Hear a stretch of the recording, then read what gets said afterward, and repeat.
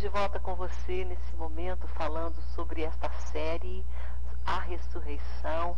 Nós falamos na primeira parte sobre o poder da ressurreição, o poder de Deus.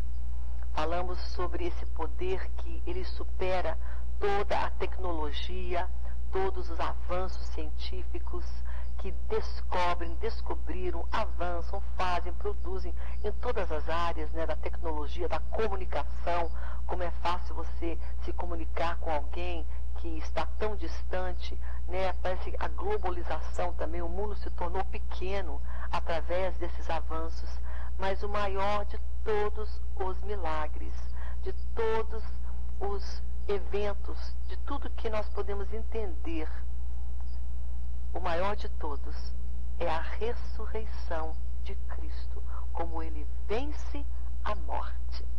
Se você chamar toda essa tecnologia e levá-los para um cemitério, ou levá-los diante de um cadáver, de alguém morto, da morte, o que eles podem fazer?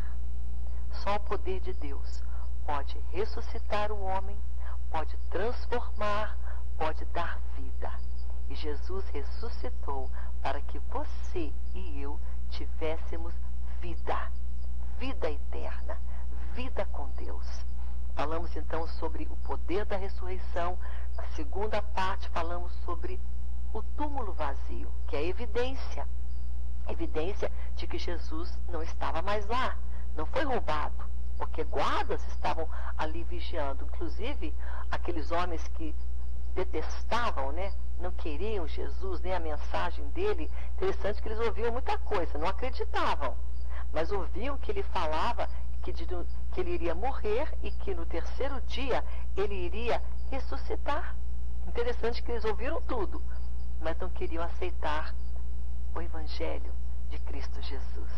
E aí eles falaram para Pilatos, você lembra que ele falava que ele iria ressuscitar? Então vocês têm que colocar em volta na boca ali daquele túmulo, uma pedra, e não somente uma pedra grande não, colocam os guardas para vigiar, porque um dos discípulos, ou dois, ou três, vão querer vir ali à noite roubar, e depois vão dizer que ele ressuscitou.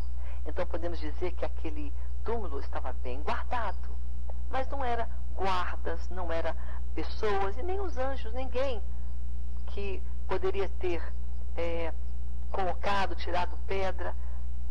Isso não faria a diferença. A questão é que Jesus triunfou sobre a morte.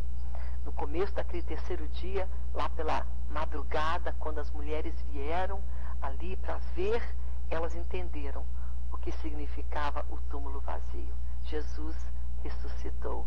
Hoje ele vive. E porque ele ressuscitou, você tem vida, você tem vitória, você tem paz, você tem cura, você tem tudo que você precisa nele, através da morte e da sua ressurreição. Nós vamos hoje falar nesse tema, se Cristo não houvesse ressuscitado. Eu quero aqui só dar uma introdução aqui sobre muitas promessas que foram feitas, né? As promessas da ressurreição pelo próprio Jesus. Ele havia falado, ele havia prometido. Nós falamos já em algumas, no programa retrasado, sobre a passagem de João capítulo 2, onde Jesus entra no templo, o povo estava lá vendendo animais, trocando dinheiro, estava fazendo uso da casa de Deus, não para adorar Deus, mas para fazer, enriquecimento, vender, ganhar, comércio. Jesus chega lá e põe ordem naquilo, manda todo mundo para fora, limpa o templo e fala, isso aqui não é lugar para isso não. E um daqueles judeus contestou Jesus e perguntou assim para ele, ora, Jesus, que autoridade tu tens? Então me dá um sinal de que tu tens todo este poder. E Jesus responde para ele o seguinte, com essas palavras, olha, vocês vão destruir este templo, este santuário, mas em 3 dias eu vou reconstruir. E claro que o judeu estava pensando, ele está falando do templo, que ele está limpando aquele templo, e que a gente pode destruir ele em 3 dias, e ele vai destruir ele e ele vai reconstruir o templo em 3 dias. Jesus não estava falando daquele templo físico, daquele templo ali de tijolos, não. Estava falando do corpo dele, da vida dele, que seria massacrada, seria morta, para que no terceiro dia ele viesse a reconstruir. Reconstruir significa voltar a ser o que era, voltar à vida, ressuscitar. Então era uma promessa. Em outra passagem vemos também Jesus falando a mesma coisa. Se você puder vir comigo em Mateus, no capítulo 12, olha só que tremendo aqui em Mateus capítulo 12, Jesus fala a mesma coisa, mas citando um outro exemplo. Ele dando aqui o exemplo de Jonas, aqui no capítulo 12 de Mateus, começando com o versículo 38. Então alguns escribas e fariseus, aqueles que não criam, que davam trabalho para Jesus, né? Que não gostavam, porque eram afrontados pela verdade do Evangelho, a hipocrisia deles era afrontada. Então eles davam trabalho para Jesus. E eles chegaram para Jesus e perguntaram: nós queremos ver da tua parte algum sinal. Porque eles viviam querendo sinal. Tu existes, tu podes, tu tens, então dá um sinal. Aí Jesus responde para eles o seguinte: ele, porém, respondeu: uma geração má e adúltera pede um sinal, mas nenhum sinal lhe será dado, senão o do profeta Jonas. Porque assim como esteve Jonas 3 dias e 3 noites no ventre daquele grande peixe, assim o Filho do Homem, que é Jesus, né? Ele estará 3 dias e 3 noites no coração da terra. Estará morto. Está lá 3 dias e 3 noites. Jesus estava dizendo aqui, assim como Jonas ficou 3 dias na barriga daquele peixe, ele também foi acolhido pela terra, morte. Mas estava dizendo que no terceiro dia, só aquele dia, porque de lá para frente, haveria de ressuscitar.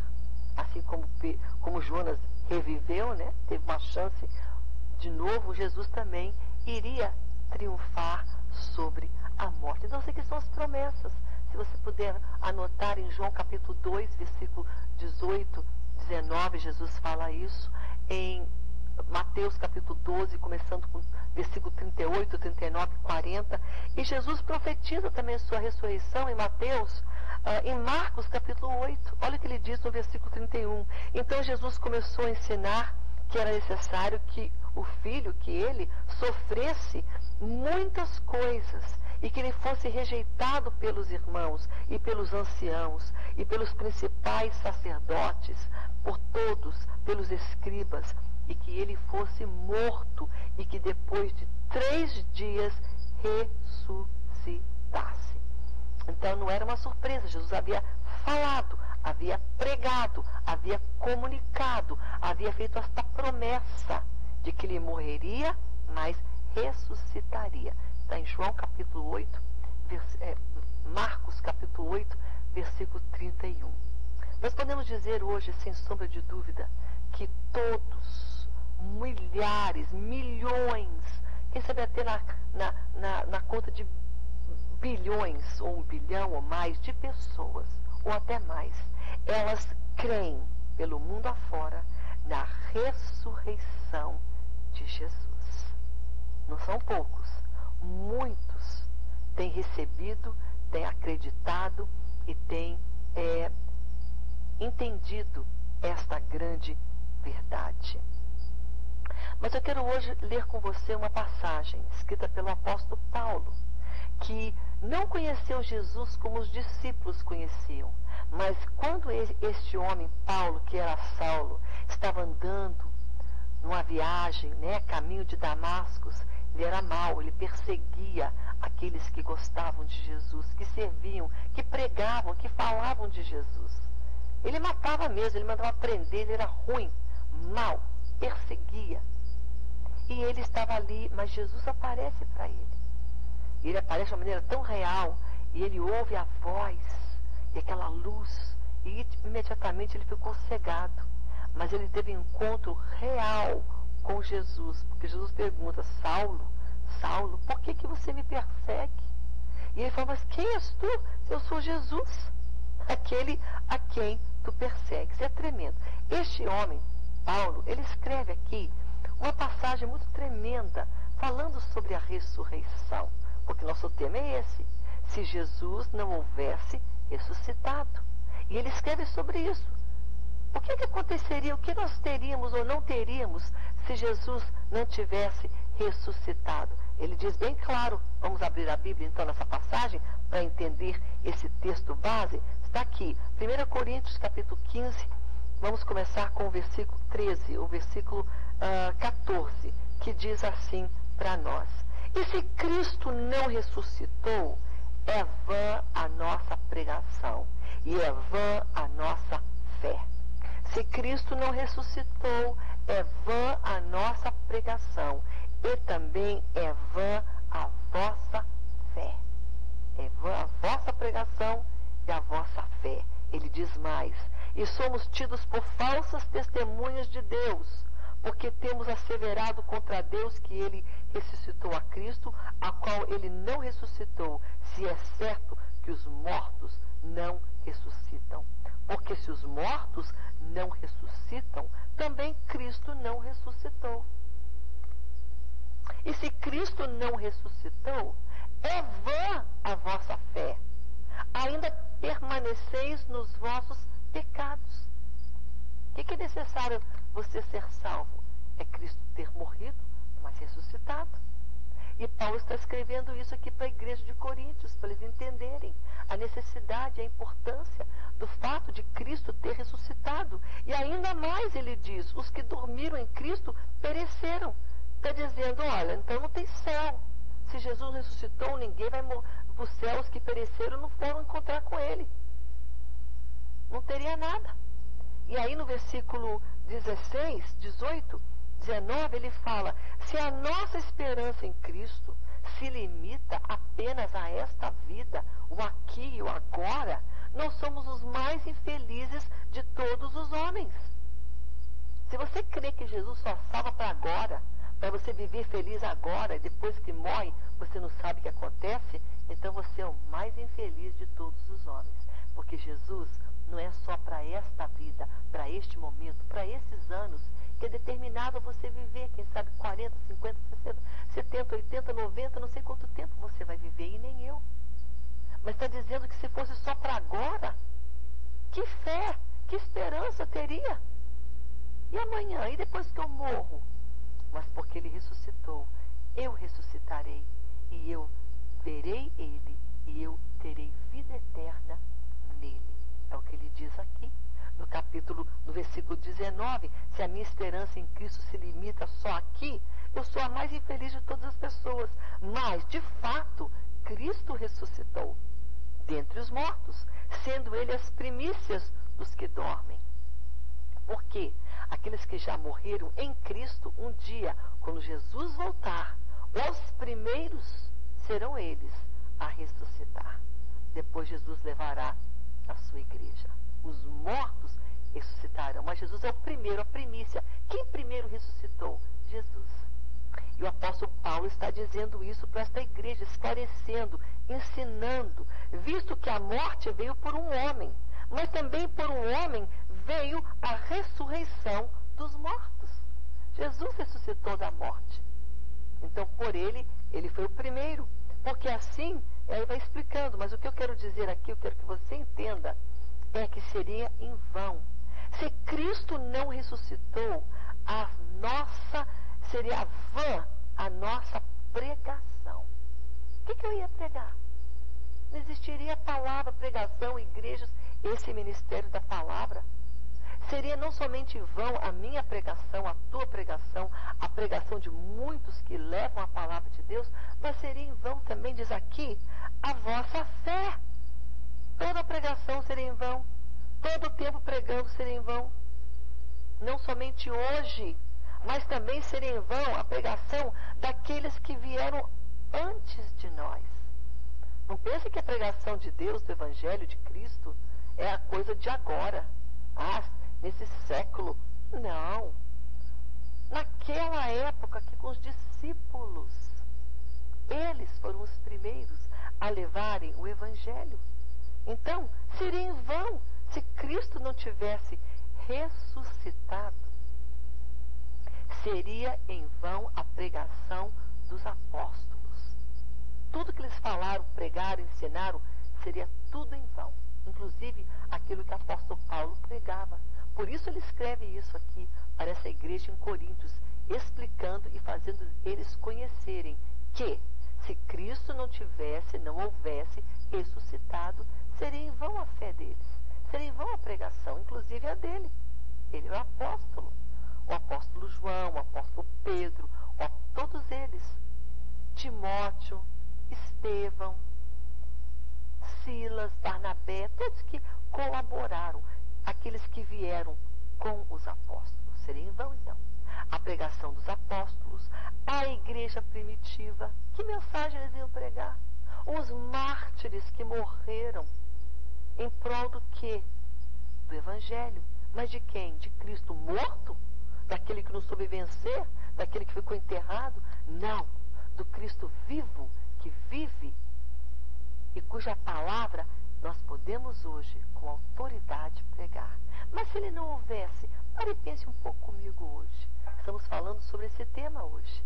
Se Cristo não houvesse ressuscitado, não haveria pregação dos apóstolos, não haveria pregação da igreja primitiva, não haveria a palavra dos mártires, não haveria pregação dos heróis da fé, daqueles que vieram, que pregaram, que falaram, das mensagens dos homens que são heróis da fé, um pouco mais do nosso tempo, mais contemporâneo, não de agora, mas de séculos passados, tais como Martinho Lutero, né, o pai da reforma protestante, o grande homem de Deus, né, o justo viverá pela fé.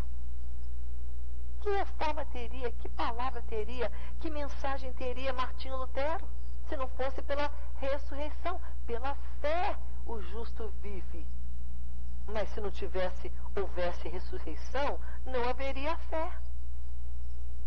Mensagens de homens como John Wesley, tremendo na palavra, homens como Moody, grandes homens de Deus, que pregavam, sabe, são aqueles que podemos dizer, os clássicos, né, Spurgeon e muitos outros, né? Se Cristo não houvesse ressuscitado, não estaríamos aqui hoje. E ponto final. Você não teria paz, você não teria esperança, você não teria alegria, você não teria salvação em Cristo Jesus. Você está entendendo? Por isso nós estamos essa semana parando um pouco aqui e dando esse tempo nessa série, a ressurreição, porque é tão tremendo, é bíblico, é a palavra de Deus. Amém? Toda a fé seria em vão.